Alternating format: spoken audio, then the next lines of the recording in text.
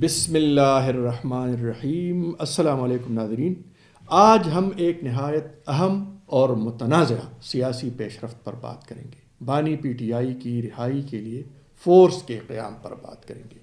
وزیر اعلیٰ خیبر پختونخوا سہیل افریدی نے اعلان کیا ہے کہ عمران خان کی رہائی کے لیے ایک باقاعدہ منظم فورس بنائی جائے گی جو اسٹریٹ موومنٹ کو منظم کرے گی، اور یہ سب پرامن انداز میں ہوگا۔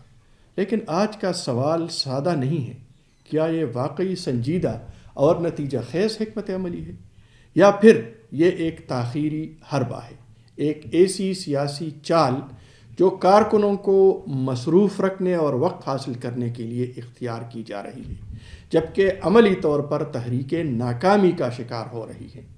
آج ہم اس کا تنقیدی جائزہ لیں گے، جذبات سے ہٹ کر حقائق اور سیاسی تناظر میں۔ سب سے پہلے زمینی حقیقت دیکھ لیتے ہیں۔ عمران خان کی گرفتاری کے بعد کئی بار رہائی کی تحریکیں چلانے کا اعلان کیا گیا۔ اسلام آباد مارچ، ملک گیر احتجاج، فائنل کال، اسٹریٹ موومنٹ، یہ تمام تحریکیں چلائی گئی، لیکن نتیجہ کیا نکلا؟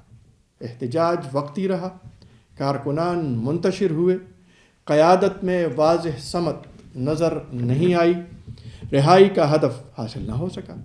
یہ وہ سوال ہے جس کا سامنا اب پی ٹی آئی کی قیادت کو کرنا پڑے گا۔ کیا مسلسل اعلانات اور جذباتی بیانات کے باوجود کوئی عملی پیش رفت ہوئی؟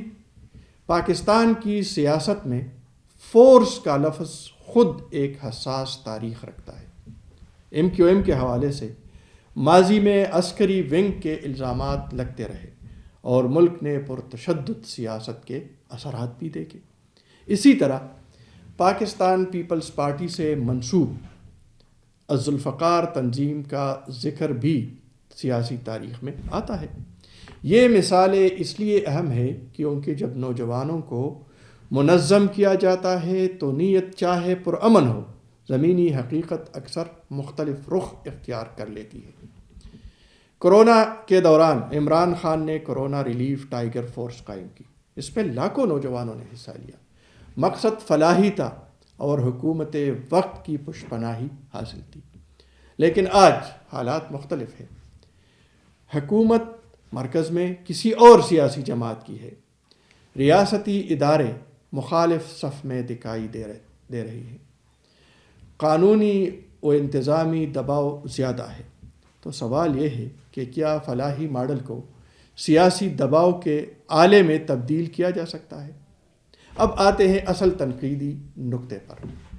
جب مسلسل تحریکیں ناکام ہو رہی ہوں، کارکنان مایوسی کا شکار ہوں، قیادت اندرونی اختلافات کا شکار ہو، رہائی کا کوئی واضح ٹائم فریم نہ ہو، تو ایک نئی فورس کا اعلان کیا معنی رکھتا ہے؟ کارکنوں کو مصروف رکھنا، تنظیمی ڈھانچہ دوبارہ کھڑا کرنے کی کوشش، قیادت کی کمزوری کو چھپانا، وقت حاصل کرنا، جب تک عدالتی یا سیاسی منظرنامہ بدل نہ جائے۔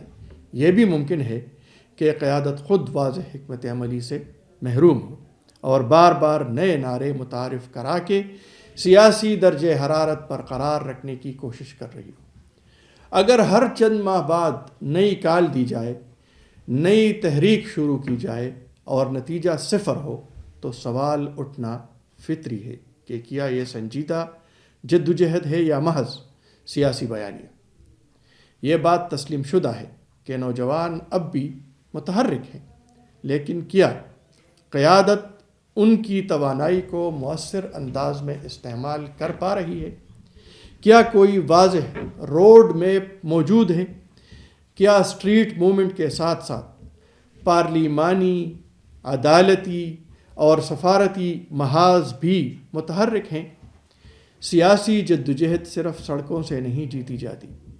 اگر حکمت عملی یک طرفہ ہو تو کامیابی مشکل ہو جاتی ہے۔ ہمارے نزدیک، اور یہ ایک تنقیدی تجزیہ ہے، اگر تحریک انصاف کا ہدف واضح نہ ہو، مدت مقرر نہ ہو اور نتائج کا کوئی پیمانہ نہ ہو، فورس بنانا علامتی اقدام سے زیادہ کچھ نہیں رہ جاتا۔ اگر یہ فورس واضح ضابطۂ اخلاق کے ساتھ، مکمل تنظیمی نظم کے ساتھ، مربوط سیاسی حکمت عملی کے ساتھ سامنے آتی ہے تو شاید نتیجہ مختلف ہو، لیکن اگر یہ محض ایک نیا نعرہ ہے تو پھر یہ واقعی ایک تاخیری حربہ ثابت ہو سکتا ہے۔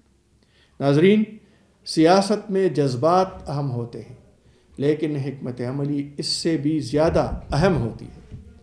بانی پی ٹی آئی رہائی فورس، کیا یہ سنجیدہ اور مؤثر قدم ہے، یا تحریک کی ناکامیوں کے بعد ایک نئی پیکنگ میں پرانا بیانیہ؟ آپ کی رائے اس حوالے سے ناظرین کیا ہے؟ کمنٹس میں ضرور لکھیں۔ اگر آپ چاہتے ہیں کہ ہم آئندہ ولاگ میں پی ٹی آئی کی مجموعی حکمت عملی یا اپوزیشن کی پوزیشن پر تفصیلی تجزیہ کریں تو بھی کمنٹس میں بتائیے گا۔ اب اگلی ویڈیو تک اجازت دیجیے۔ اللہ حافظ۔